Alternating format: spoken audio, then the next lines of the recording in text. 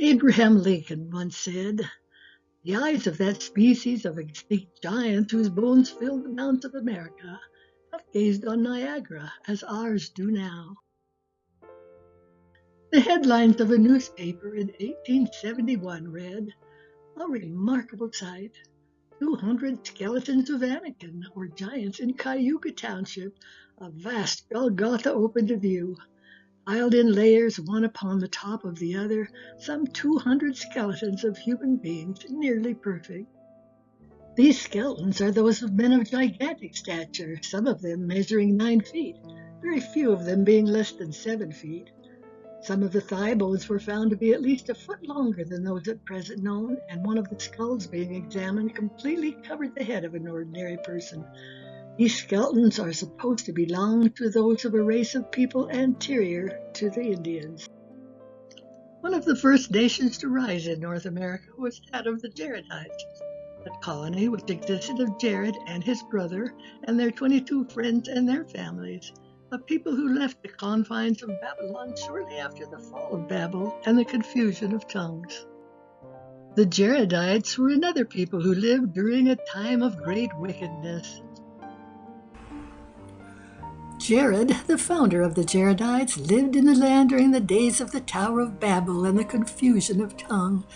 Now Jared and his brother were righteous men, and prayed mightily to the Lord that their language not be confounded.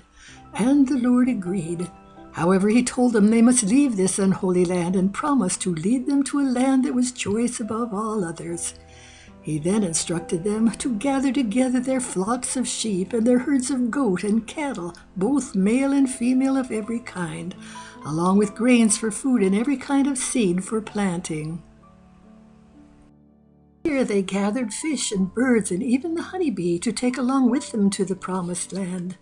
Continuing northward into the wilderness would have taken them up into the Zagros mountain range, which wends its way northwestward clear to the Mediterranean, or the Great Sea in the wilderness, for most of the world was still a vast wilderness back then. The Zagros Mountains had both forests and steppes, which provided grazing lands for their flocks and herds as they traveled to the sea, where they stopped to build the barges needed to take them across the many waters of this vast inland sea clear to the Atlantic Ocean, where they stopped along the coast to rest for a while. Unfortunately, they stayed longer than just a while. They stayed 4 years until the Lord finally scolded them and told them to repent and be about the business of building the new barges they needed for the rest of their journey. But these ships had to be somewhat different, for they had to carry them across the ocean, not just an inland sea.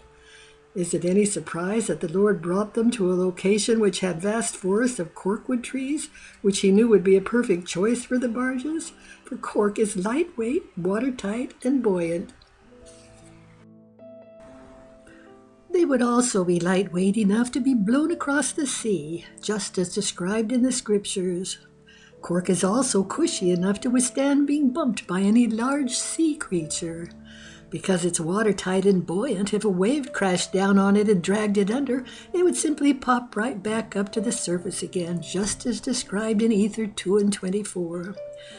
Now, their location along the northwest coast of Africa also placed them near the Atlas Mountains. Could these high mountains, at an elevation of 13,000 feet, be the mountain the brother of Jared called Shelem because of its exceeding height? Even more interesting is the fact that Mount Atlas contains a wide variety of crystals, some pure white, like the stones the brother of Jared fashioned to light the 8 barges they built for the rest of their voyage. Stones he implored the Lord to touch so that they might have light and not have to cross the ocean in darkness, a request he granted. Now, after a harrowing 344-day voyage across the sea, the Jaredites finally arrived in the Promised Land along the southern shores of Lake Ontario on what today is New York, where they and the animals they finally disembarked and discovered their brand new world. With enough evidence gleaned from the numerous sources to lay claim to New York as the religious heartland of the Jaredites' overall territory. Now, the falls at Niagara were created in part by the overflow of a great inland sea that once existed in northwestern New York until about 1,000 years ago, which would have been during both the Nephite and Jaredite eras. The heartland of the ancient Jaredite people, which archaeologists refer to as the Bedouin culture, lay chiefly between the Niagara and Genesee rivers. It appears that they preferred to live around water, and the land further south was hilly terrain and heavily forested. Well, the Jaredites lived in pockets throughout the Great Lakes during the Bronze Age, when the copper mines around Lake Superior were bringing people from far and wide to acquire that precious metal. Archaeologists maintain that the homeland of those who matched these large and mighty people was in western New York, where they both originated and ended as a people. The prophet Ether tells us, and they built a great city by the narrow neck of land, by the place where the sea divides the land. And they did preserve the land southward for a wilderness to get game, and the whole face of the land northward was covered with inhabitants. As one can see, the Allegheny Plateau further south was less suitable for habitation than the flat plains along the southern shores of Lake Ontario, especially along the north shores of the 11 Finger Lakes and the northern course of the Genesee River. One of the reasons it may have been so congested was because of the great city the Jaredites say they built in the region, a city the archaeologist E.G. Squire found which he said was one of the oldest in the country. The Book of Mormon bears that out by placing them in a city near what the Nephites called Desolation, where the king of the Jaredites lived. The prophet Ether said, "Now the land of Moron, where the king dwelt, was near the land which is called Desolation by the Nephites. A large number also congregated along the upper Genesee River." In a report about the ancient occupants in Genesee River country, which is the region we find Desolation, and in response to the large number of relics and skeletons found, E.G. Squire wrote, "This country possessed a very heavy aboriginal population, probably greater than any equal extent north of Mexico. Some skeletons almost entire have been exhumed, many of which were of giant size, not less than 7 to 8 feet in length. 3 species of elephant were found along the Genesee, which archaeologists believe was their feeding ground.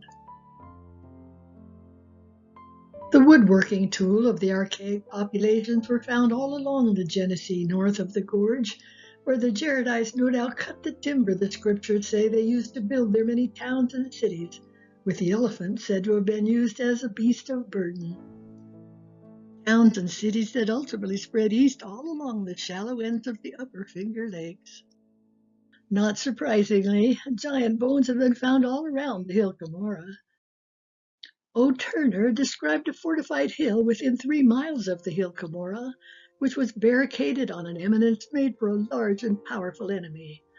The skeletons found within the enclosure and in the immediate vicinity indicate a race of men 1/3 larger than the present race.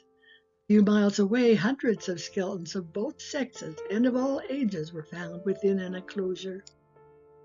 He noted that Cayuga County yielded a rich harvest of giant skeletons among the ancient ruins, of which we read that entire skeletons have been found of people of giant proportions, skull and jaw bones of which could cover the head and face of the most fleshy person of our day.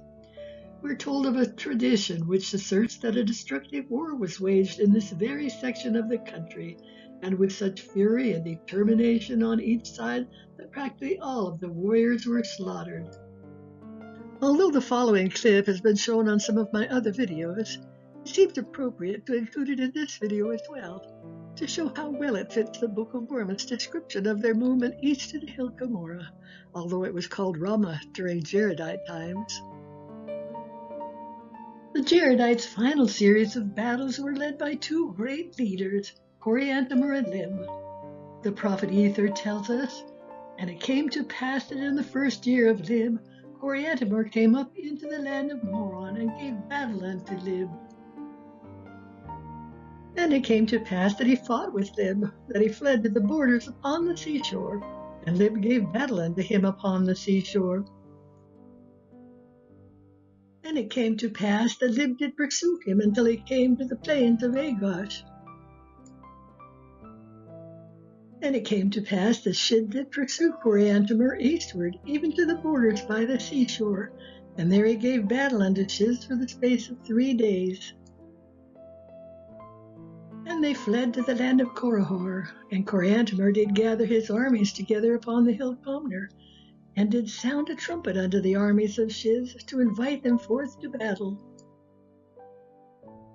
When Coriantumr saw that he was about to fall, he fled again before the people of Shiz, and it came to pass that he came to the waters of Ripliancum, which by interpretation is large or to exceed all. And it came to pass that the armies of Coriantumr did press upon the armies of Shiz, that they did beat them, that they caused them to flee before them, and they did flee southward, and did pitch their tents in a place which they called Ogath. And it came to pass that the army of Coriantumr did pitch their tents by the hill Ramah, and it was that same hill where my father Mormon did hide up the records unto the Lord, which were sacred. And it came to pass that they did gather together all the people upon all the face of the land who were not been slain, save it was Ether. And Coriantumr was discovered by the people of Zarahemla, and he dwelt with them for the space of 9 moons. Over 50 archaeologists and reputable historians have told us much of the ancient history of the Ramah Gomorrah lands, but its full story can only be found in the pages of the Book of Mormon.